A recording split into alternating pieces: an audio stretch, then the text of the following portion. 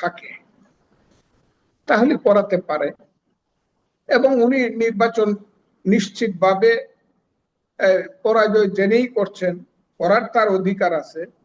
কিন্তু আমি মনে করি না যে উনি কাজটা ভালো করছেন, কারণ উনার নামের পিছনে একটা বীর বিক্রম বঙ্গবন্ধু শেখ মুজিবুর রহমানের সরকার দিয়েছিল। ওই বীর বিক্রম এবং মুক্তিযুদ্ধটাকে উনি ছোট করছেন। এটা আমার কাছে খুবই অবিশ্বাস্য মনে হয়। আচ্ছা, মানে যে আপনি অলি বলছিলেন আহমদ সাহেবের মতো একজন লোককে দিয়া আপনি বলছিলেন এই যে কাজটি, বুড়ো বয়সে ভীমরতির কথা, মেজর আখতারুজ্জামান একটা তিনিও কালো শক্তি মুক্তিযোদ্ধা। করাতে পেরেছে। জি, কালো শক্তি হলো সবসময় একই কাজ করে, নিজেরা পিছনে থেকে অপকর্মটি অন্যদেরকে দিয়ে অভিনীত করানোর চেষ্টা করে। এটা 5ই আগস্টেও নিজেরা খুব অন্তর নিহিত ভাবে পিছনে থেকে ওই ছেলে পেলে গুলাকে লাগাই দিছিল 5ই আগস্টে, যদিও জনতার আন্দোলন ছিল সেটা, কিন্তু ছেলেদেরকে তারা তাদের মতো করে ব্যবহার করছে। ওই ছেলেরা যারা আজকে এনসিপি। আর এখন কি করছে? মানে এখনো তো তারা জামাত জোটেই আছে, তখন ব্যবহার করেছে, এখনো তো তারা আছে তাদের সাথে। এখন তাদের রূপটা সবাই চিনে ফেলছে, যে এরা যে জন্ম ওখানেই তাদের জন্ম, গোবরেই তাদের জন্ম, এটা চিনে ফেলছে সবাই। আগে এটা চিনতো না তাদেরকে, এখন চিনে ফেলছে যে যে যে অবস্থান থেকে যে ডাল থেকেই কথা বলুক, তাদের শিকড়টা এক জায়গায়, সেটা হলো জামাত এবং শিবির। গাছের বহু ডাল থাকে, তারা হলো এক একটা ডাল, কিন্তু এটার গোড়াটা হলো জামাতবাসী। জি, আপনার বিশ্লেষণ এটা স্পষ্ট। সব। এই মানে যেহেতু কর্নেল অলি, বীর বিক্রমের কথা আসছে, ফলে এই প্রশ্নটাও করে ফেলি। গেল 25শে জুলাই সিলেটে এক সমাবেশে কর্নেল অলি বলেছেন, জামায়াতের আমির শফিকুর রহমান, এনসিপির আহ্বায়ক নাহিদ ইসলাম ও বাংলাদেশ খিলাফতে মজলিসের আমির মাওলানা মামুনুল হক, এই 3 নেতা যদি এক হয়ে যান, তাহলে 1 সপ্তাহের মধ্যে সরকার পতন অনিবার্য হয়ে উঠবে, এই সরকার পালানোর পথ পাবে না। এটি বলছেন কর্নেল অলি। বাস্তবতা এরকম আছে কিনা? মানে আপনিই বলছিলেন যে 5ই আগস্ট তারা পেছনে থেকে 5ই আগস্টটা ঘটিয়েছে, ফলে এখনো আর কি পরিস্থিতির এরকম কিছু হতে পারে কিনা যে এই 3 নেতা এক হয়ে এমন একটা পরিস্থিতি সৃষ্টি করবে যে এই সরকার পালানোর পথ পাবে না? এটা পুঁথিগত কথা অথবা পাগলের কথা। পাগলে কিনা বলে এর পরের ভাষাটার আমি বললাম না, ওয়ার্ডটার আমি বললাম না, সেন্টেন্সটাও বললাম না। এটা হলো আপনি পুঁথিগত ভাষায় বলে, কিন্তু অনেক সময় মধ্যযুগে বা আগের যুগে অতীতে পড়তো, লাখে লাখে মরে শূন্য কাতারে কাতার সমারোহ করিয়া দেখি মাত্র 5,000 নাইমা দেখতে পারে। এখন ডাক দিলে, তারা যদি আন্দোলনের ডাক দেয় বিএনপি সরকারের পতনের জন্য, রাস্তায় মানুষ তো দূরের কথা, রাস্তায় মানে জনগণকে পাওয়া দূরের কথা, জনগণ উল্টো তাদেরকে এমন জুতা পিটা করবে, লাঠি পিটা করবে, আমি আপনাকে বললাম এটা চিন্তাই করতে পারবেন না। কারণ এদের দুষ্কর্মে মানুষ এত বেশি অতিষ্ঠ হয়েছে গত 18 মাস, কারণ এরাই গত 18 মাস ইউনূস সাহেবের মূল ভ্যানগার্ড ছিল। এই জামাত, এই এনসিপি, এই অলি আহমদরা, এরাই সমস্ত দেশটাকে ধ্বংস করছে, মুক্তিযুদ্ধকে ধ্বংস করছে, এরাই দেশকে, সভ্যতাকে ধ্বংস করছে, রাজনৈতিক সংস্কৃতিকে ধ্বংস কিন্তু করছে। কিন্তু এরাই ট্রফিটা তো ঠিকই বিএনপি কে দিয়ে গেছে। মানে সেই হ্যাঁ, লন্ডনে গিয়ে ট্রফি সংসদে বললেন না যে ট্রফি বিএনপি মানে দিয়ে আসছেন ডক্টর ইউনূস লন্ডনে গিয়ে তারেক রহমানের হাতে। ফলে মানে শেষ পর্যন্ত আপনি বলছেন যে এই 18 মাস তারাই দুষ্কর্ম করেছে, তারাই চালিয়েছে, কিন্তু শেষ পর্যন্ত তো আসলে তারেক রহমানের হাতে ক্ষমতা। তারেক রহমানের হাতে ক্ষমতা আসবে, এইটা হলো ভিজিবল। বাংলাদেশে দুইটা শক্তি, দুইটা রাজনৈতিক দল শক্তির দিক থেকে জনতার পার্টি, একটা হলো বিএনপি, একটা হলো আওয়ামী লীগ। কন্টেস্টটা গত মুক্তিযুদ্ধের পর 75-এর পর থেকে বলেন, না 78-এর পর থেকে বলেন, এই গত 50 বছর কিন্তু এই দুইটা রাজনৈতিক দলের মধ্যে জনগণের সম্পৃক্ততা ছিল। এবং যে 4টা নির্বাচন 91, 96, 2001 এবং 2008-এ হয়েছে, সেইখানে দেখা গেছে দুইটা দলের মধ্যে একটা কন্টেস্টিং অবস্থা। উভয় দলের ভোটের সংখ্যা 35 থেকে 40 বা 42, এক সময় আওয়ামী লীগের সংখ্যাটা আরো বেড়েছিল। এর বাইরে কোনো জামাত কোনো সময় 10% ভোট পায় নাই, 3 থেকে 6% ভোটের মধ্যে ছিল। সেই অবস্থানে থেকে আজকের যে প্রেক্ষাপটটা সৃষ্টি হয়েছিল, ইউনূস সাহেবরা অনন্তকাল থাকতে চেয়েছিলেন, কিন্তু বাস্তব কারণে তাদের পক্ষে থাকা সম্ভব হয় নাই। কাজে সম্ভব যেহেতু হয় নাই, আওয়ামী লীগ তার দুষ্কর্মের জন্য হোক, তার স্বৈর শাসনের জন্য হোক, আওয়ামী লীগ পালাইছে। আওয়ামী লীগ ইলেকশন করতে পারতেছে না। সামনে একটা দলই রইল, সেটা হলো বিএনপি। কাজেই তার সাথে আলোচনা করা ছাড়া, তার হাতে মেডেলটা তুলে দেওয়া ছাড়া আর কি পথ ইউনূস সাহেবের সামনে খোলা ছিল? এটা সবাই জানতো যে ইলেকশন মানে বিএনপি। যদিও ষড়যন্ত্রমূলক ভাবে দেশীয় এবং আন্তর্জাতিক ভাবে মনে করা হতো এক সময় যে জামাত বলেছিল তারা নাকি 2/3 মেজরিটি পাবে। আমি বলেছিলাম কেসকিবান্দির পুতের নাম সুলতান খান, জামাত যদি এই দেশে মেজরিটি পায় তাহলে আমি বিষ খাবো। এই কথাটা আমি নিজেই বলেছিলাম, এটা আপনার জানা। কাজেই শেষ পর্যন্ত ইলেকশন যখন আসছে, মানুষ তার সম্বিত ফিরে পাচ্ছে। শুধু না, বিএনপিও যখন দেখছে আলবদর রাজাকার আল শামসের পরবর্তী বংশধরেরা বাংলাদেশটাকে ছিন্ন বিচ্ছিন্ন করে তারা এই দেশটাকে পাকিস্তান করতে চায়, তখন বিএনপিও তার সম্বিত ফিরে পাইছে এবং বলছে না, আমরা মুক্তিযোদ্ধার দল, মুক্তিযোদ্ধা শহীদ প্রেসিডেন্ট জিয়াউর রহমান বীরুত্তমের দল, আমরা মুক্তিযুদ্ধে বিশ্বাস করি। এবং সেই কারণেই লাখে লাখে কোটি কোটি মানুষ, একটা সম্প্রদায় তো প্রায় 60 লক্ষ ভোট দিছে বিএনপিকে। এটা অস্বীকার করার কোনো জো নাই। এই দেশে যাদেরকে আমরা কিন্তু ধর্মীয় তবুও আমি মাইনরিটি দেখছিলাম বলি, 31.76% ভোট পেয়েছে জামাত ইসলাম। মানে যেখানে আপনি 10%-এর নিচে 6-7% বলছিলেন সংখ্যাটা, সেখানে এতটা ভোট কিন্তু জামাত ইসলামও পেয়েছে। মানে মেজরিটি পেলে আপনি বিষ খাবেন বলেছিলেন, মেজরিটি না পেলেও বেশ ভালো ভোট পেয়েছে জামাত ইসলাম।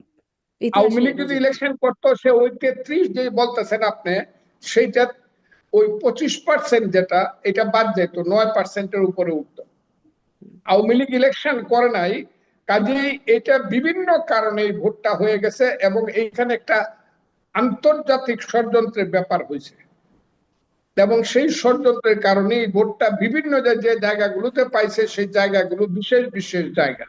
যেখানে জাতীয় পার্টি ছিল 22টা সিট, সেখানে দেখা গেছে 20টা সিট পেয়ে গেছে তার। আমার কথাটা বুঝলেন? যে রংপুর জাতীয় পার্টির দুর্গ ছিল বা সেকেন্ড পার্টি ছিল আওয়ামী লীগ, দুইটাই নাই। কাজে ওই জায়গাটা তারা করতে পারছে। আর কিছু কিছু পকেট ছিল বর্ডার এলাকাতে, সাতক্ষীরা টাতক্ষীরার মতো কিছু কিছু পকেট, কুষ্টিয়ার মতো কিছু পকেট, এই পকেট গুলো মিলেই এই কাজটা হয়েছে। সেটা ভিন্ন কারণ। এই ভোটটা রিয়েল ভোট না, তাদের নিজস্ব কোনো ভোট না। তাহলে যদি ধরেন, এটা নিজস্ব কোনো ভোট। তাহলে আপনি বিএনপি আর আওয়ামী লীগ এর কথা বলছেন যে এত বছর তারাই রাজনীতি করেছে। যদি আওয়ামী লীগ নির্বাচনে অংশগ্রহণ করতে পারতো, তাহলে আপনার হিসেবে ফলাফলটা কেমন হতো? ফলটা হতো বিএনপি নিশ্চিতভাবে মেজরিটি পাইতো, কিন্তু সেকেন্ড পার্টি আওয়ামী লীগ হতো, বিরোধী দল হতো আওয়ামী লীগ। আর জামাত ম্যাক্সিমাম 15টা নিচে 10টা এই সিটের মধ্যে আটকে যেত। তাহলে এই যদি আপনার বিশ্লেষণ হয়, তাহলে বিরোধী দল হওয়া থেকে আওয়ামী লীগকে যে আহ, বঞ্চিতই করা হলো, কারণ তাদেরকে নিষিদ্ধ করা হয়েছে। নিষিদ্ধ না করলে যদি নির্বাচন করতো তাইলে না হয় একটা ভিন্ন কথা ছিল। যেহেতু তারা নির্বাচন করতে পারলো না, ফলে এটি কি আসলে গণতান্ত্রিক হলো এই নির্বাচন? এই নির্বাচনটা গণতান্ত্রিক হলো কিনা আমি আপনাকে বলছি, আওয়ামী লীগকে ইলেকশন করতে দিলেই কি আওয়ামী লীগ করতে পারতো? যারা আজকে দিল্লি চলে গেছে বা কলকাতার মহান নেতারা চলে গেছে, হাইব্রিড নেতা যারা ছিল, ওই সালমান রহমান কি নবাবগঞ্জ সিট দিলেই উনি এসে দাঁড়ায় পাশ করে ফেলতে পারতো? এটা কি আপনার মনে হয়? এমন একটা দগদগে গা তারা 15 বছরে নিজেদের সৃষ্টি করছিল। এইসব লোকগুলা যাদের চেহারাগুলো এমপি হিসাবে দেখা গেছে, তারা নিজের এলাকায় গিয়ে তাদেরকে শতভাবে দুলাভাই ডাকলেও ভোট করার মতো অবস্থা তাদের এই মুহূর্তে ছিল না। কিন্তু আওয়ামী লীগের ভোট ছিল, কিন্তু নেতারা ভোট করার অবস্থায় ছিল। যেমন এখন কিন্তু আওয়ামী লীগ এছাড়া বলতে কি আওয়ামী কিছু লীগের আর নেতা নাই? মানে আওয়ামী লীগে যাদের কথা বলছেন, সালমান এফ রহমান বা হাইব্রিড নেতা, তাছাড়া কি আওয়ামী লীগের নেতা নাই? আছে। তাদেরকে গত 15 বছরে মেরুদণ্ডটা ভাঙ্গা মাথাটা নিচু করে দেওয়া হয়েছে। আস্তে আস্তে যখন মুক্তিযুদ্ধ উঠতে শুরু করবে, তখন তারাও আবার উঠতে শুরু করবে। শেখ হাসিনা যে আসতে চায়, অত বড় বড় কথা বলছেন, একটা মাত্র কারণ, ওটা উনার বা আওয়ামী লীগের জনপ্রিয়তার কারণে না, এটা হলো মুক্তিযুদ্ধের জনপ্রিয়তার কারণে। মুক্তিযুদ্ধ ততদিন থাকবে যতদিন বাংলাদেশ থাকবে, অথবা বাংলাদেশ যতদিন থাকবে ততদিন মুক্তিযুদ্ধ থাকবে। কাজে মুক্তিযুদ্ধ যেখানে উদিত হবে, সেইখানে হবে মুক্তিযুদ্ধের রাজনীতি। আর মুক্তিযুদ্ধের রাজনীতি হইলে আওয়ামী লীগ আসুক বা না আসুক, এখানে ৭২-এর সংবিধান আসবে, পিছনে একটা ছবি দেখা যাবে, আমি সে এটা আসবে, হ্যাঁ। কিন্তু এইসব নেতৃত্ব না। হুম, আমি নিজেও মনে করি যে এইসব নেতৃত্ব তারা যা করে গেছে, তাদের ক্ষমা চাওয়া ছাড়া বা মানুষ ক্ষমা করা ছাড়া, তারা যে এসে তারা এই একটা জায়গাতে ইলেকশন করে ফেলবো, এই প্রশ্নের উত্তর কিন্তু তাদেরকে দিতে হবে, তারপরে ইলেকশনটা করতে হবে। জি। তাদেরকে ফ্রি ছাড়লেও ইলেকশনটা করতে পারবে না। কিন্তু এইটা আমি বলবো না যে তাদের নিশ্চয়ই তাদের সমর্থন আছে এই দেশে। আচ্ছা। আমি আওয়ামী লীগের ফিরে আসাটা নিয়ে পরে আরেকটু কথা বলতে চাই। কিন্তু আপনি বলছিলেন যে বিএনপিও এবারে সম্বিত ফিরে পেয়েছে। মানে জামায়াত ইসলামের প্রসঙ্গে আপনি বলছেন যে বিএনপিও সম্বিত তাহলে কি ২০০১ এ বিএনপি সেই সম্বিত হারিয়েছিল? ১ নাম্বার প্রশ্ন। আর আসলে কি সম্বিত ফিরে পেল নাকি স্বার্থের কারণে? মানে ২০০১ এ স্বার্থ ছিল, এখন আসলে স্বার্থটা ভিন্ন হয়েছে, ফলে জোটে নাই। আসলে বিষয়টা কিরকম? না, এইখানে কন্ট্রাডিকশনটা দুইটাই আছে। একটা হলো পাওয়ার পলিটিক্সের দ্বন্দ্ব আছে। পলিটিক্সে পাওয়ারের দ্বন্দ্বটা এটা হলো প্রধান প্রিন্সিপাল কন্ট্রাডিকশন, পাওয়ার কন্ট্রাডিকশন। আরেকটা আছে ফিলোসফিক্যাল কন্ট্রাডিকশন বা ইডিওলজিক্যাল কন্ট্রাডিকশন।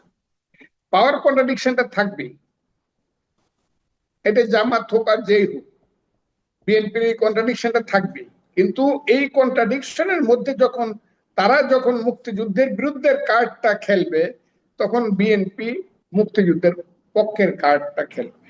আমার কথাটা খুব বোঝার চেষ্টা করে। বিএনপি আওয়ামী লীগের মতো মুক্তিযুদ্ধ বলবো, এটা আশা করে লাভ নাই।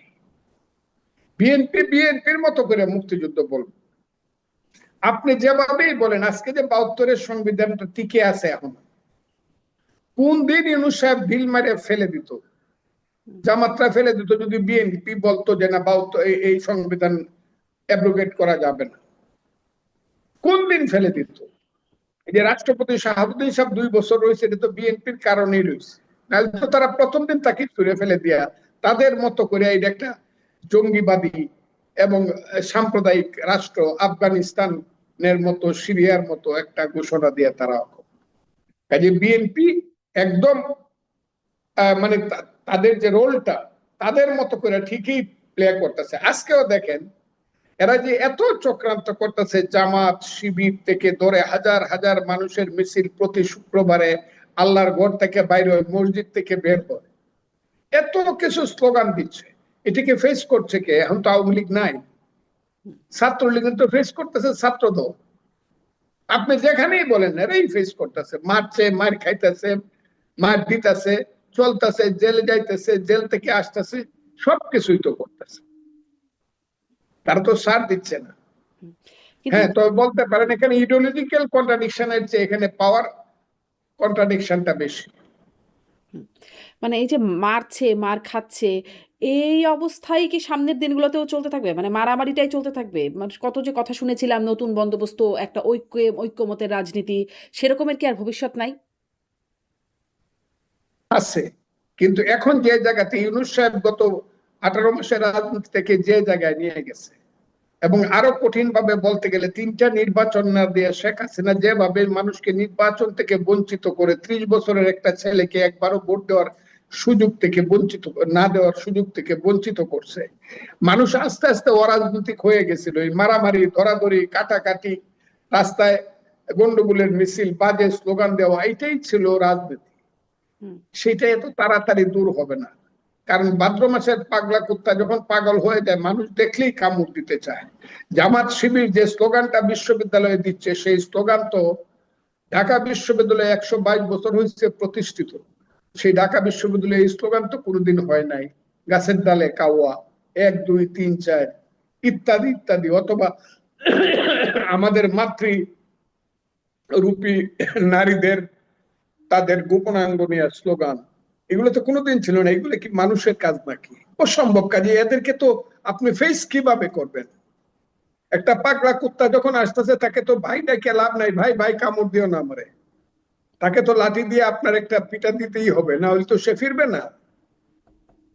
এবং যখন শান্ত পরিবেশ আসবে, তখন গণতন্ত্র এখানে প্রয়োগ হবে।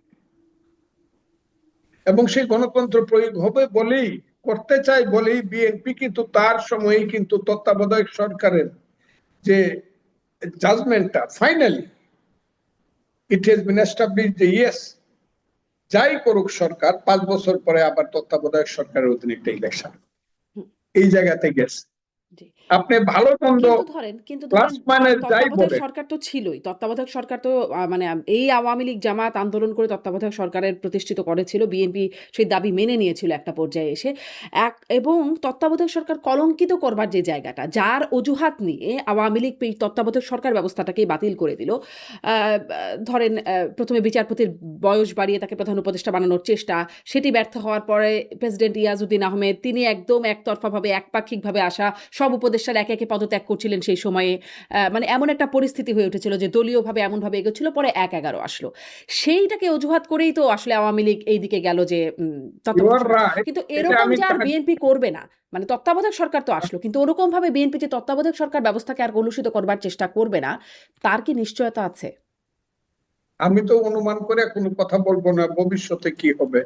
যখন করবে তখন দেখা দিবে, তাহলে আর এই দেশ রাখিয়া কোনো লাভ নাই, তাহলে দেশ আবার একই জায়গায় যাবে। হুম, আপনি যদি দুয়ে দুয়ে চাই, দুই দুগুণে চাই, বা দুয়ে দুয়ে বাই, সেটা না বুঝেন আপনি, আপনি লেখেন আর আমি লিখি 2+2 will be 4,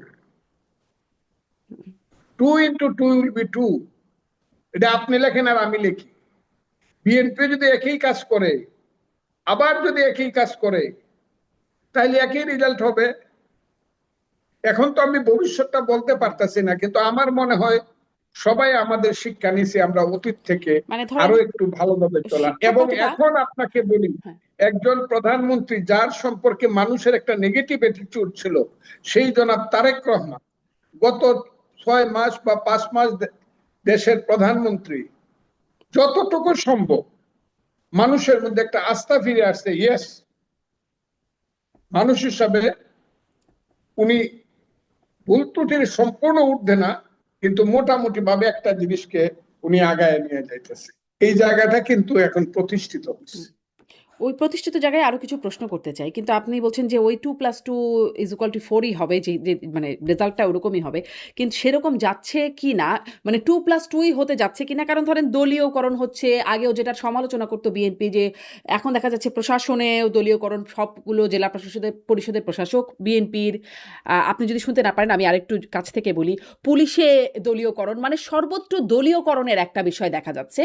আ তাহলে বিএনপি আসলে শিখলোটা কি? এগুলোর তো খুব সমালোচনা করতো বিএনপি। আপনি সিটি কর্পোরেশন, ঠিক আছে, মানলাম আপনার কথা যে বিএনপির দলীয় নেতাকে বসায় দেওয়া হয়েছে, বা জেলা পরিষদ মেয়র গুলা, জেলা মেয়র গুলা বা মিউনিসিপাল মেয়র গুলা কিন্তু ওখানে কিন্তু অফিসিয়ালদেরকে বসানো হয়েছে। এটা তো চালাইতে হবে। এখানে যারা ছিল আওয়ামী লীগের আমলে, যাদেরকে আপনি ইলেক্টেড বলতেছেন, দে আর নট ইলেক্টেড, তারা সিলেক্টেড এর চেয়েও খারাপ ছিল। তারা নিজের ভাইকেও তারা সহ্য করতে পারে নাই, যাকে চিন্তা করছে তাকেই বসায় দিছে। ওইটাও একটা প্রহসন ছিল। কাজে তাদেরকে যখন সরাইছে, সিটটা যখন খালি হইতে, তো চালাইতে হবে অ্যাডমিনিস্ট্রেশনটা। কাজে মেয়র হিসাবে যারা ছিল তাদেরকে বাদ দিয়ে প্রশাসক হিসাবে তো 64টা জেলায় বা মিউনিসিপ্যালিটি দিচ্ছে প্রশাসক, তারা হলো সরকারি। আর জেলা পরিষদ সাময়িক সময়ের জন্য, এবং সিটি কর্পোরেশন অলরেডি ডেট হওয়ার সম্ভাবনা, আমার ধারণা অক্টোবর থেকে ইলেকশন শুরু হবে। এবং অক্টোবর থেকে ইলেকশন যদি শুরু হয়, ফেয়ার ইলেকশনে যারা আসে তারা আসবে।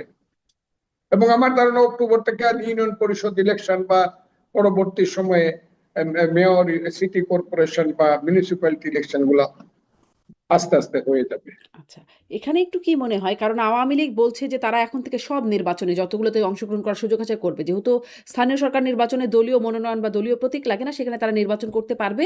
মানে তাদের নেতাকর্মীরা নির্বাচন করতে পারবে। এটি আসলে প্রধানমন্ত্রীর উপদেষ্টা ডক্টর জাহিদ তিনিও বলেছেন। ফলে আসলে স্থানীয় সরকার নির্বাচনের চিত্রটা আপনার কাছে কেমন মনে হয়? কেমন হতে পারে? আমি আপনাকে বলি, আওয়ামী লীগ যদি ইলেকশন করতে পারে, যেহেতু এটা মার্কা ছাড়া ইলেকশন, স্বতন্ত্র ইলেকশন হবে, আওয়ামী লীগের যদি কেউ ইলেকশন করবে, যদি তার বিরুদ্ধে মামলা থাকে সে কোর্ট ফেস করবে, আর মামলা থাকলে ফেয়ারলি ইলেকশন করবে। এটা তো কোনো আপত্তি থাকার কথা না। নির্বাচন কমিশন এটাতে কোনো বাধা দিবে বলে আমার মনে হয় না, সেই ইলেকশন গুলা হবে।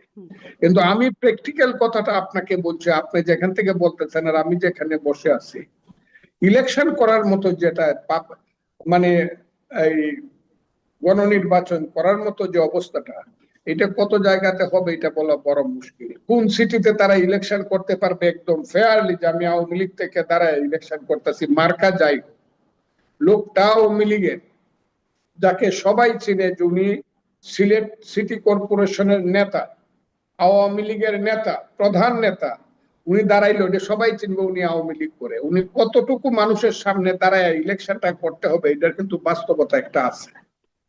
এই বাস্তবতাটা কতটুকু তারা ফিরিয়ে আনতে পারবে, কারণ আপনি যদি ফল খেতে চান, সেই ফলের গাছটা কিন্তু আপনার বাড়িতেই লাগাইতে হবে, এটা অন্যখানে লাগাইলে চলবে না। এখানে সাবজেক্টিভ কন্ডিশনটা আওয়ামী লীগের কি, আপনারা দূরে থেকে যায়, হ্যাঁ সাপোর্ট আছে, মুক্তিযুদ্ধের পক্ষে 90% মতামত আছে বাংলাদেশের। এখনো যদি বলে মানুষে, ধরেন এই সরকারি না, নির্বাচন কমিশন যদি বলে যে আমরা একটা রেফারেন্ডাম করতে চাই, মুক্তিযুদ্ধের পক্ষে কারা আর বিপক্ষে কারা, 71-এর মুক্তিযুদ্ধের 90 থেকে 95% ভোট মানুষ মুক্তিযুদ্ধের পক্ষে দিবে, কারণ এইসব রাজাকারের বাচ্চাদেরকে মানুষ অলরেডি গত 2 বছরে চিনে ফেলছে। সবচেয়ে ক্ষতি হয়েছে আওয়ামী লীগের, তো ক্ষতি হয়েছে, কিন্তু রাজাকারের বাচ্চাদের এত ক্ষতি হয়েছে গত 2 বছরে, এদেরকে সবাই, এদের চেহারাগুলো, কালো চেহারাগুলো সব পর্দা খুলে দেখে ফেলছে এরা কারা, ওদেরও খুব ক্ষতি হয়েছে। কাজেই ইলেকশনটা কি হবে সেটা নির্ভর করতেছে আওয়ামী লীগের সাবজেক্টিভ ফোর্স, অর্গানাইজেশনাল স্ট্রেংথ, আপনি এই মাটিতে কতটুকু রূপন করতে পারলেন।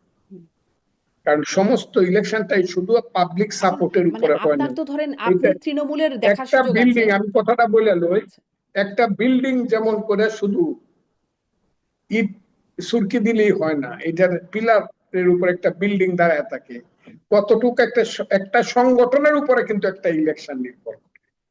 সেই সাংগঠনিক শক্তি কার কত আছে, বা আওয়ামী লীগের বা কি আছে, তাকে ইলেকশন করতে দিলেই, নন পার্টি ইলেকশন করলেই আওয়ামী লীগ পাস করে, যদি পিলার না থাকে ইট ইজ নট পসিবল। মানে সমর্থন আছে কিন্তু সাংগঠনিক শক্তি আছে কিনা সেটা নিয়ে আপনি মানে সন্দিহান। সংগঠন, হ্যাঁ জি, সংগঠন সমর্থন তো থাকবেই, তার তো একটা সমর্থন রয়ে গেছে, যদি কেউ অস্বীকার করে তাহলে বাস্তবতাকে অস্বীকার করা হচ্ছে। জি, আমি মানে আপনি তারেক রহমান সম্পর্কে বলছেন, মাননীয় প্রধানমন্ত্রী তিনি সম্প্রতি চট্টগ্রামের হাটহাজারীতে তিনি বলছেন যে তিনি জামাতকে ইঙ্গিত করে বলছেন, গুপ্ত বাহিনী তাদেরকে আখ্যায়িত করে বলছেন, এই বাংলাদেশে কতগুলো রাজনৈতিক দল আছে যারা স্বাধীনতা যুদ্ধে বিরোধিতা করেছেন, তারা 86 সালে স্বৈরাচারের সাথে নির্বাচনে গিয়ে জাতীয় বিমান আখ্যায়িত হয়েছিল, 96 সালে আবার দেশের মানুষের সাথে গাদ্দারি করে তারা স্বৈরাচারের সাথে হাত মিলিয়েছে। মানে আমার প্রশ্নটা হচ্ছে এখানে, এই ইতিহাসটা বিএনপির মুখে কতটা মানানসই, যেখানে মানে এগুলো তো আগের ইতিহাস, সবচেয়ে লেটেস্ট ইতিহাস যদি বলি 2001 সালে বিএনপি জোট করলো, তাহলে এই যে ইতিহাসটা ইনি প্রধানমন্ত্রী এই প্রথম না, এর আগেও বলেছেন, প্রধানমন্ত্রীর মুখে এই ইতিহাসটা মানানসই? মানে আপনি কাজী নজরুল ইসলাম সাহেবের একটা কবিতা আছে যে আমরা সবাই সমান পাপী, আপন পাপের পাটকারা দিয়ে অপরের পাপ মাপি। এই যে মুক্তিযুদ্ধ বিরোধী শক্তি যে আসলো দেশে, আজকে তারা হাঙ্গর হয়ে দাঁড়াইলো, আজকে তারা দম্ভ করে এত বড় কথা বলে যে আমরা 24 ঘন্টার মধ্যে সব শেষ করে দিতে পারি, এটার জন্য একদলীয় ভাবে কেউ দায়ী না, আমরা সবাই দায়ী, আমরা সবাই সমান পাপী। আমরা কিন্তু 79 সনে যখন আইডিএল নিয়ে রহিম সাহেব আসলো, এই বক্তব্যগুলো আমাকে দিয়ে দেওয়ায় না। 79 সনে যখন পার্লামেন্ট ইলেকশন প্রথম হইল জিয়াউর রহমান সাহেবের আমলে, তখনও কিন্তু সদ্য নামে জামাত ইলেকশন করলো জনাব আব্দুর রহিমের নেতৃত্বে আইডিএল নাম দিয়ে। তখন কি আমরা প্রতিবাদ করছি? বুঝলাম জামাত বিএনপি ইন্ডালজেন্স দিছে, পথ করে দিছে, আমরা কি প্রতিবাদ করছি? আমরা কি তাদের সাথে পার্লামেন্টে বসি নাই? আবার 86-তে আমিও পার্লামেন্ট মেম্বার ছিলাম, আমাদের সাথে কি জামাত যায় নাই? ঠিক আছে, আবার 96 যেটা আমি যে কারণে আমি আওয়ামী লীগ থেকে বের হলাম, একটা কথা কই, আমি বললাম শেখ হাসিনা যখন বললেন যে জামাতকে নিয়ে আমি সংসদের ভিতরে এবং বাহিরে আন্দোলন করতে চাই, কেন? আমি খালেদা জিয়ার বিরুদ্ধে তত্ত্বাবধায়ক সরকার, তাকে আমি ফেলে দিতে চাই। তখন আমি একমাত্র ব্যক্তি, বিরোধী দলের নেত্রী 29 নম্বর মিন্টু রোডের বাসায়, আমি তখন সেন্ট্রাল এক্সিকিউটিভ মেম্বার আওয়ামী লীগের, আমি বলছিলাম জামাতকে নিয়ে আমি বেহেশতে যাইতেও রাজি না, আমার নামটা আপনি নোটিশ বেসেন্টের খাতায় লিখে রাখেন। এবং এটা ছিল আমার মহা অপরাধ। এইগুলো অনেক কথা আমি বলতে চাই না। কাজেই জামাতকে কারা বড় করছে, কারা লালন পালন করছে, এটার ব্যাপারে কথা আছে। মানে হ্যাঁ, তাহলে খুবই নিশ্চিত স্পষ্ট, ভাবে মানে জামাতকে 2001 নিয়ে সনে জনাব ফজলুর রহমান, জামাতকে নিয়ে আপনি যেটি বলছিলেন আপনার আপত্তির কারণে আপনি আওয়ামী লীগ থেকে বেরিয়ে আসলেন, এটি হচ্ছে আপনার আওয়ামী লীগ থেকে বের হবার কারণ। তারপরে বিএনপিতে গেলেন, বিএনপি তো সে জামাতের সাথে একদম জোট বাঁধলো, তখন আপনি সেটা মানলেন কেন বা মেনে আছেন কেন? আওয়ামী লীগ আমার ঘর ছিল, এই ঘরটা আমি সৃষ্টি করছি, আমি ওই ঘরে জন্মগ্রহণ করছি, আমার অধিকার অনেক বেশি ছিল। আওয়ামী লীগ যখন করতে পারলাম না, আমি যখন দেশনেত্রী খালেদা জিয়ার ডাকে আমি বিএনপিতে আসলাম, তখন তো আমি ওই ঘরের ছেলে না, আমি তো ওই ঘরে আসলাম। আমি যে আওয়ামী লীগের থেকে যে কথাটা আমি আওয়ামী লীগকে বলতে পারছি, এই কথাটা আমার বিএনপি, তারা তো আমাকে আশ্রয় দিল। আসছি তো মানুষের খুব বেশি কথা বলার সুযোগ থাকে না। আমি আপনাকে যদি বুঝাইতে পারি তো বুঝছেন আপনি। আওয়ামী লীগ ছিল আমার ঘর, ওই ঘরে আমি জন্মগ্রহণ করছিলাম, আমি বলি না ভাত খাবো না, আমি থাকবো না তোমার সঙ্গে, এটা বলার আমার রাইট ছিল। আর যারা আমাকে আশ্রয় দিছে তাদেরকে আমি বলতে পারি না তোমার সাথে আমি থাকবো না, কারণ আমি কে? কি এখন কি ডিফারেন্সটা বুঝছেন আপনি? জি। মানে যদি এটাও তো পরে আপনাকে আপনারই সাক্ষাৎকারে জেনেছি, শুনেছি যে ঘরের ছেলেকে ঘরে ফেরানোর একটা তৎপরতা ছিল, আপনি তো ঘরে ফিরতেও রাজি হন নাই কেন? ঘরে ফিরতে চাই নাই কেন? এগুলা আমি অনেক বলছি, হুম। অনেক বলছি। আমার এই প্রসঙ্গটা যদি দয়া করে বাদ দেন আমি খুশি হব। ঘরে ফিরতে চাই নাই বা রাজনীতি কি হবে, এটা শেষ কথা। আমি আপনাকে বলি, আমার ঘরে ঘর কি? আমি যখন আইসা করলাম, আমাকে ডাকলেন আপনি, তখন তো আমি অন্য স্রোতে চলে গেছি। তখন তো আমি কৃষক শ্রমিক জনতা লীগে যাব বলে আমি প্ল্যান করে ফেলছি।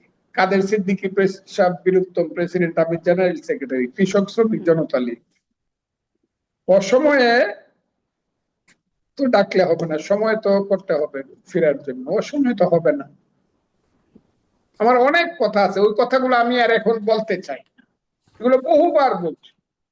আমার উপরে অনেক বেশি আমাকে ওই দিন একটা এলাকাতে মিটিং করতে গেছি, একজন খুব বড় নেতা জেলা, সে হঠাৎ করে বক্তৃতা করতে আমার নামে সম্বোধন করলো ট্রেজেডি নায়ক ফজলুর রহমান। আপনি কি বুঝছেন আমার কথাটা? এই যে কথা বলেছে, অনেকেই কথা বলে, যাদেরকে 30 বছর পড়াইতে পারবো রাজনীতি, তাদের পিছনে চলতে হয় আমাকে, কি করবো? জি। তাহলে আপনি নিজেকে করবো কি? ট্র্যাজেডি নায়কই মনে করেন? হ্যাঁ, আওয়ামী লীগের জুনিয়ররা আমার নেতা হয়ে গেছিল। হুম, হুম। এত চয়েস করে নেতা মানে তো মাথা তোর মাটি থেকে উঠে আসতে হবে। সেটা জি। তো কেউ আসে নাই বলে এখন কেউ ডাক দিয়ে বলতে পারে না, এই আমি কিন্তু এখন আওয়ামী লীগ করি, আমাকে জেলখানায় নিয়ে দেন। এটা লতিফ সিদ্দিকীর মতো 87 বছরের লোক যদি হাইটে হাইটে বাপকা বেটার মতো গিয়া জেলখানায় বলে আমার ফাঁসি দিয়া দেন, লতিফ সিদ্দিকী তো আওয়ামী লীগের শেষ পর্যায়ে কোনো ভাগও নেয় নাই, তাকে তো বাইরে করে দেওয়া হয়েছে। 87 বছর বয়সে যেভাবে হাইটে গেছে, আমার মনে হচ্ছে তার বয়স 27 বছর। এরকম বাপকা বেটা আছে কেউ? দূর থেকে খালি কই কথা কইলে আসো। তাহলে আপনার সরকার এরকম বাপকা বেটা যাকে বলছেন তাকে, মানে 87 বছর বয়সের মানুষটাকে জেলখানায় নিচ্ছে, যেই সরকারের অংশ আপনি, মানে বিএনপি থেকে নির্বাচিত এমপি আপনি। আপনি মানে এই সিদ্ধান্তটাকে পছন্দ করেন? মানে এই অবস্থানটাকে পছন্দ করেন? আমি শুধু লতিফ সিদ্দিকী না, যত মুক্তিযোদ্ধাকে জেলখানায় নেওয়া হয়েছে তাদেরকে সাক্ষী সঠিকভাবে বিচার করা হোক, সাক্ষীর মাধ্যমে সবকিছু তাদেরকে সুযোগ দেওয়া হোক, এবং তাদেরকে সঙ্গে সঙ্গে বেল দেওয়া হোক। কোনো মুক্তিযোদ্ধা জেলখানায় থাকবে না। একদম আমির হোসেন আমর থেকে রাশেদ খান মেনন বলেন, লতিফ সিদ্দিকী বলেন, ইনু বলেন, শাহজাহান খান বলেন, যারা মুক্তিযোদ্ধা সবার বেল চাই, তাদেরকে বেল দিতে হবে। আপনি কি বলেন এইসব চাই? তবে তারা যদি দোষী হয়ে থাকে ঠিক আছে, দোষের বিচার হোক, কিন্তু তারা বেল পাবে এবং সঠিক বিচার করতে হবে। স্পষ্ট। আমি বলতেছি তার সাহসিকতার কথা, লতিফ সিদ্দিকীর সাহসিকতার কথা। সে নিজের হাতে 2টা ব্যাগ নিয়ে মনে হইলো যেন বেড়াইতে যাইতেছে, আইসা লাভ দিয়ে সে পুলিশের গাড়িতে উঠছে বাসা থেকে। সব কাঁদতেছিল আর সে হাসতেছিল। বলছে কি যে আমার হাতের যে হাত করা, এটা হলো নববধূর চুরির মতো। রাজনীতি করবেন, রাজনীতি এত সোজা জিনিস না। দি ডে উইল কাম, যেদিন উত্তর পাবে বাংলাদেশের মানুষ। কারণ এই দেশে আরেকটা নতুন একটা রাজনীতি আসবেই, কারণ রাজাকাররা আমাদেরকে ছাড়বে না। আলবদররা তাদের পিতৃ হত্যা বা তাদের পিতাদের অপকর্মের প্রতিশোধ মুক্তিযোদ্ধাদের প্রতি নিবেই, এবং সেইখানে এসে দাঁড়াবে 71-এর পক্ষে না বিপক্ষে। এই জায়গাতে আসবে দেশটা, আমি বলে দিলাম। আমরা হইতে পারি সেই জায়গাতে আসবে, তখন দেখা যাবে সাহসিকতাটা কোথায় গিয়ে দাঁড়ায়। সেটা আসলে আপনার যেহেতু ভবিষ্যৎবাণী, আপনার কি মনে হয় কবে নাগাদ এরকম সময় আসবে? এটা তো আমি বলতে পারবো না, তবে খুব বেশি দূরে না। আচ্ছা, কিন্তু এই যে ৭১-এর বিরোধী শক্তির প্রতি মানে আপনি সবসময় খুব শক্ত ভাষায় সমালোচনা করেন, ক্ষোভ জানান। কিন্তু এই যে একটু আগেই বললেন না, আমরা সবাই পাপী। তো সবাই যখন তাকে মানে সেই জামায়াতে ইসলামকে তাদের সময়ের বা প্রয়োজনে, স্বার্থে তাদের সাথে জোট করেছে, আন্দোলন করেছে বা সমঝোতা, সলা পরামর্শ সবকিছুই করেছে। ফলে এখন এসে তাদেরকে এই ট্যাগ দিয়ে দেওয়া, সেটি আবার কতটুকু যৌক্তিক হয়? যেহেতু তার স্বার্থে তাকে ব্যবহার করা হয়েছে, তখন মনে হয় নাই যে সে আসলে স্বাধীনতা বিরোধী বা তার অপকর্মগুলোর কথা মনে হয় না। এখন কেন মনে হয় যখন স্বার্থ ফুরায়? সেটিও বা কতটা যৌক্তিক? এখন তখন মনে হয়েছিল যে স্বাধীনতাটা খুব বিপজ্জনক অবস্থায় নাই। ওইটা তখন কোয়েশ্চেন। মুক্তিযুদ্ধ স্বাধীনতা তখন জামাতের মুক্তাক্ষ, সেটা তারা ভিতরে কিভাবে চাপা দিয়ে রাখছিল জানি না, কিন্তু তখন তাদের মুক্তাক্ষ তো মুক্তিযুদ্ধ এবং স্বাধীনতা সম্পর্কে আজকের প্রেক্ষাপট যেটা তারা তৈরি করছে, যে মুক্তিযুদ্ধ হয় না, ৭১ গন্ডগোল ছিল, ইন্ডিয়া গন্ডগোল লাগাই দিয়েছিল 2 ভাইয়ের মধ্যে, এই কথাটা তাদের মুখ থেকে সেদিন সবাই মনে করছিল জামাতের বুঝি পরিবর্তন হয়েছে, অন্ত বাংলাদেশটাকে মানে, এবং মুক্তিযুদ্ধের অপরাধের জন্য তারা অনুতপ্ত, তাদের পূর্বপুরুষের অপরাধের, এইটা মনে করত। কিন্তু যখন দেখা গেল যে যখন এই সময় আসছে তাদের আসল রূপটা বাইরে আসছে, যে কারণে আজকে আবার এই জিনিসটা নতুন করে আসছে। আপনি সবসময় তো সবটা জিনিস বুঝতে পারবেন না। জি, মনে হয় স্পষ্ট। একটু আরেকটা প্রসঙ্গে আসি যে আমি জনাব তারেক রহমান মাননীয় প্রধানমন্ত্রী চট্টগ্রামের হাটহাজারীতে গেছেন। সেখানে বক্তব্য সম্পর্কে বলছিলাম। সেখানে হেফাজতের আমির আল্লামা বাবুনগরীর সাথে তিনি সাক্ষাৎ করেছেন। আপনার কাছে একটু এটা প্রশ্ন মানে আমার জানতে ইচ্ছে করে যে ধরেন শেখ হাসিনা তার সাথে একরকমের বেশ পাকাপাকি বিরোধ হলো ওই শাপলা চত্বরের ঘটনার পর। কিন্তু তারপরে দেখা গেল আবার হেফাজতের আমির আল্লামা শফি তখন ছিলেন। তার সাথে খুব একটা ঘনিষ্ঠতা, তাকে কওমি জননীয় উপাধি দিলেন। কিন্তু তারপরে আবার ঠিকই তার বিরোধিতা করলেন। এখনো দেখা যাচ্ছে মানে সবসময় হেফাজতে ইসলাম রাজনীতিতে এত গুরুত্বপূর্ণ চরিত্র হয়ে দাঁড়ায় কেন? এটা আমি আপনাকে বলি, বাংলাদেশের মুসলমানদের মধ্যে আপাতত 3টা ধারা। মুসলমানদের মধ্যে মুসলমান, আল্লাহ, রসুল, নামাজ, রোজা, হজ, যাকাত, এগুলো সব ঠিক আছে, কোরআন ঠিক আছে, কিন্তু তরিকা আছে। সেই তরিকাতে 3টা তরিকা আছে, 3টা লাইন মুসলমান মুসলিম। একটা হইলো আহলে সুন্নাতুল জামাত, সুফিবাদী লাইন, ওলিয়া উলিয়া গাউস কুতুব দরবেশ, যারা সেই 1200 শতাব্দীর থেকে আমাদের এই বাংলায় এসে দেশে মুসলমান বানাইছে, হে হযরত শাহজালাল, শাহপরান থেকে ধরে যারা আছে, এইটা হলো একটা লাইন, মাজার লাইন। এটাকে বলা হয় আহলে সুন্নাত ওয়াল জামাত বা সুফিবাদী লাইন। আরেকটা লাইন হইল ওয়াহাবি লাইন, সালাফি লাইন, যারা ভিন্নপন্থী এবং রিয়েল ইসলাম বিশ্বাস করে না, মুহাম্মদকে যারা ওইভাবে বড় করে দেখে না, সেটা হলো জামাত বা মওদুদিজমের লাইন। এইটাকে এদেশের মানুষ খুব মুসলমান মনে করেন। আরেকটা হলো কৌমি লাইন। এই কৌমি লাইনের নেতৃত্বই হলো হাটহাজারীর কাছে। আগে ছিলেন জনাব শফি সাহেব, মৌলানা শফি সাহেব, এখন জনাব বাবু নগরী হুজুর হইল এটার লিডার। এবং এই কারণেই মনে করে যে জামাত যখন প্রেসার করে কাউকে, তখন তারা আশ্রয়টা নিতে চায় ওই কৌমিদের কাছে, যেটা শেখ হাসিনা করেছিলেন, বা তাদেরকে পক্ষে রাখতেছে। যে কাজটা শেখ হাসিনা করে কৌমি জননী হয়েছিলেন শাপলা চত্বরের পরে, একই কৌশল আমি বলবো না, বা একই সময়ের কৌশল আমি বলবো না, কিন্তু কৌমি লাইনকে এই দেশের আজকের যে মাদ্রাসা বলেন আর একটা দিয়ে যা বলেন, সবকিছু কৌমিরাই সংখ্যায় বেশি।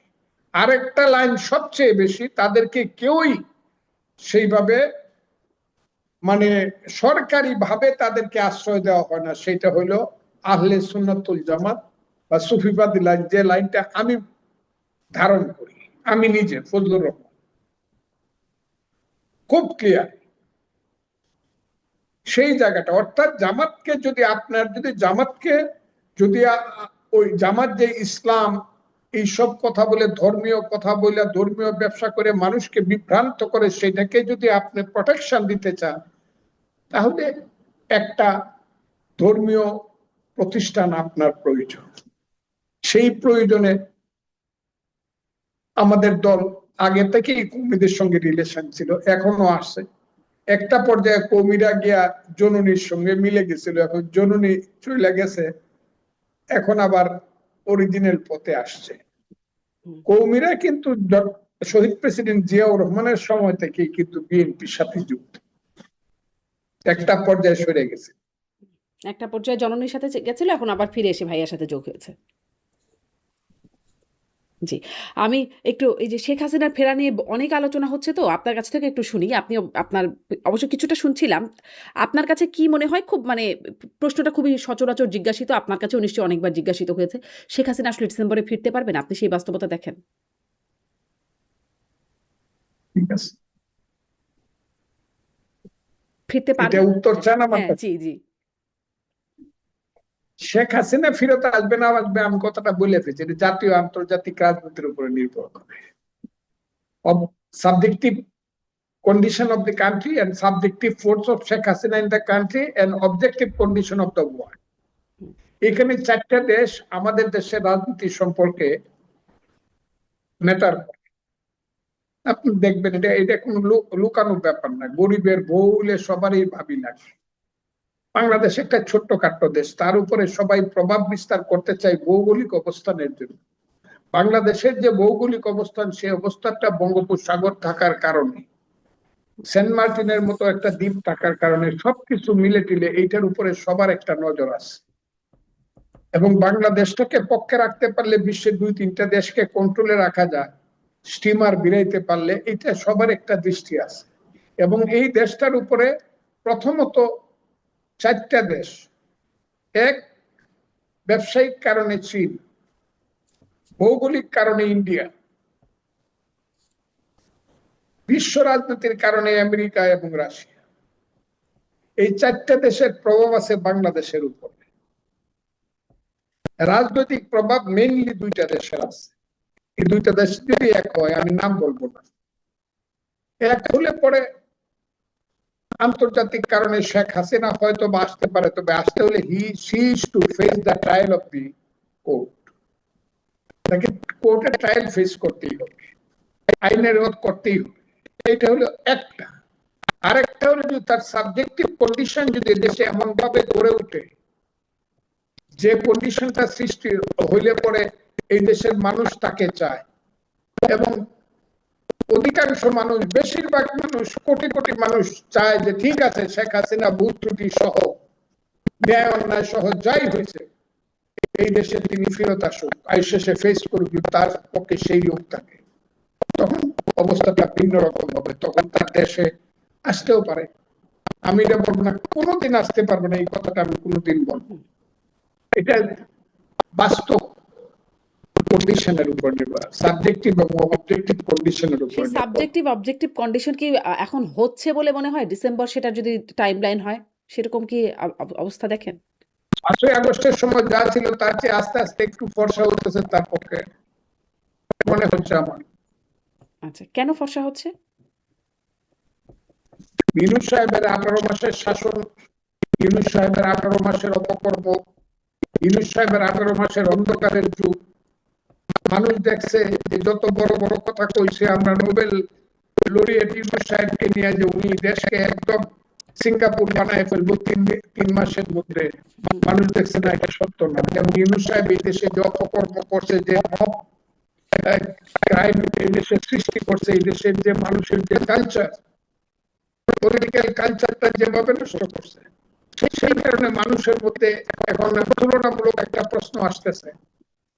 কিন্তু ইউনূস সাহেব তো চলে গেছেন, এখন তো তারেক রহমান সাহেব আছেন প্রধানমন্ত্রী, বিএনপি আছে। তারেক রহমান সাহেব যদি ভালোভাবে চালাইতে পারে তাহলে শেখ হাসিনা বা তাদের রাজনীতি আসা কষ্ট হবে। যদি তারেক রহমান সাহেব এবং তার সরকার যদি মানুষের মোটামুটি একটা মানে সমর্থন নিয়ে যদি দেশ চালাইতে পারে গণতন্ত্রের ভিত্তিতে, তাইলে তাদের কষ্ট হবে। It is not so. তো সেটা কি হচ্ছে? মানে তারেক রহমান মোটামুটি ভালো চালাতে পারছেন? আমি এখন বলতে পারবো না, কারণ শিশু হামাগুড়ি দিতেছে। আগে হাঁটতে হাঁটতে দেন, 5 মাস তো মাত্র হামাগুড়ি দিচ্ছে। হামাগুড়ি দিচ্ছে। শেষ বিষয়ে কথা বলি। আপনি আন্তর্জাতিক সমীকরণের কথা বলছেন, ভূ রাজনীতির কথা বলছেন, ভারতে থেকে শেখ হাসিনা কথা বলছেন, যার কারণে স্বরাষ্ট্রমন্ত্রী বলছেন যে শেখ হাসিনা কার্ড খেলছে ভারত, এভাবে কূটনৈতিক সম্পর্ক রাখা যায় না। তারপরে আজকেই আর কি দীনেশ ত্রিবেদীর সাথে মাননীয় প্রধানমন্ত্রীর সাক্ষাৎ হলো ভারতের রাষ্ট্রদূতের সাথে, এবং সামনে ভারতে যে সফরের কথা বলা হচ্ছে ব্রিক্স সম্মেলনে, সেখানেও যাবেন না, এরকম একটা কথাও এসেছে এর মধ্যে, বেশ শক্ত বা কড়া বার্তা দিচ্ছেন। আপনার কি মনে হয় আসলে শেখ হাসিনাকে আলাপ আলোচনা তো একটা হতেই হবে। এই আলাপ আলোচনা আওয়ামী লীগের সাথে সরকারের হতে পারে, কিন্তু আওয়ামী লীগ তো এখন নিষিদ্ধ, কার্যক্রম নিষিদ্ধ। তো আওয়ামী লীগের সাথে সরকার আলোচনা করতে হলে তো পর্দার আড়ালে করতে হবে, আলোচনা হবে না এরকম না। আমরা এটাও জানি যে জেলখানায় বন্দী থাকেন যে রাজনৈতিক নেতারা, যদিও বাংলাদেশে এখন কোনো রাজনৈতিক নেতা নাই, সকলে কোনো না কোনো ক্রিমিনাল মামলার আসামি। তো ওই যে পাকিস্তান আমলে যে রাজনৈতিক নেতা ছিল বা বাংলাদেশের প্রথম দিকে যে রাজনৈতিক নেতার একটা বিষয় ছিল যে রাজনীতির কারণে জেলে গেলে তাদেরকে রাজবন্দী বলা হতো, তা এখন দেশে কোনো রাজবন্দী নেই। যারা আছেন তারা সবাই মামলার আসামি, ফৌজদারি মামলার আসামি, এবং তারা অভিযুক্ত ফৌজদারি মামলায়। তো এই ক্ষেত্রে তখনও দেখা গেছে ওই সময়কালে যদি জেনারেল জিয়ার সময়ের কথা চিন্তা করেন, জেনারেল এরশাদ সাহেবের কথা চিন্তা করেন, বা আরো পরে জেলখানে যারা ছিলেন যে পলিটিক্যাল পার্টির বড় বড় নেতা, তাদের সাথে কিন্তু আলোচনা হয়েছে। এটা গোপনে আলোচনা হয়েছে, অনেকে জেনে গেছে, পত্রিকা হয়তো জানেনি, বাট আলোচনা হয়েছে হয়তো একটা নেগোসিয়েট করার জন্য। এই যে আলাপ আলোচনা, দর কষাকষি এবং তার মধ্য দিয়ে একটা সমাধানে পৌঁছা, এটা তো একটা রাজনীতির একটা অংশ, গণতন্ত্রেরও একটা অংশ। যদি আপনি ইনক্লুসিভ পলিটিক্স নিয়ে চিন্তা করেন, আপনি আলাপ আলোচনার মধ্য দিয়ে তো সমস্যার সমাধান করবেন। তো সেটা হতে পারে, এবং সেক্ষেত্রে উনি যেহেতু ভারতে আছেন, তো ভারতের সরকার এবং ভারতের সরকারে যারা প্রতিনিধিত্ব করেন, বিশেষ করে ভারতের হাই কমিশনার এবং যিনি আসছেন রয়ের প্রধান, তিনিও এইসব বিষয়ে আলোচনা করতে পারেন, কিন্তু আমরা তো জানবো না তারা কি কি আলোচনা করলেন। আর প্রধানের সফরটা অনেকটা রুটিন বলতে পারেন, কারণ এর আগে আমাদের সামরিক গোয়েন্দা সংস্থার যে প্রধান, তিনি ভারতে গিয়েছিলেন, সেখানে 2-4 দিন ছিলেন, আলাপ আলোচনা করেছেন, তখনই বোধহয় তাকে নিমন্ত্রণ জানানো হয়েছিল, এবং উনি তো এর মধ্যে আরো 2-1টা দেশে ভ্রমণ করেছেন, এখন বাংলাদেশে এসেছেন। বাট এসব আলোচনা তো শুধু চা খাওয়ার জন্য আসেন না, চা কফি ডিনার এসবের জন্য না। এইসব আলোচনার যারা আসেন তারা খুব গুরুত্বপূর্ণ ব্যক্তি, এবং তাদের মধ্যে অনেক আলাপ আলোচনা হয়, যেটা আমাদের যে রাজনীতি, আমাদের যে অর্থনীতি, আমাদের যে সম্পর্ক, আমাদের যে ডিপ্লোমেসি, সেগুলোর ক্ষেত্রে কিন্তু ভূমিকা রাখবে। তো খুব স্বাভাবিক এই আলোচনাগুলো চলছে, এবং ত্রিবেদী সাহেব দিল্লিতেও যে ওইসব আলোচনা করবেন।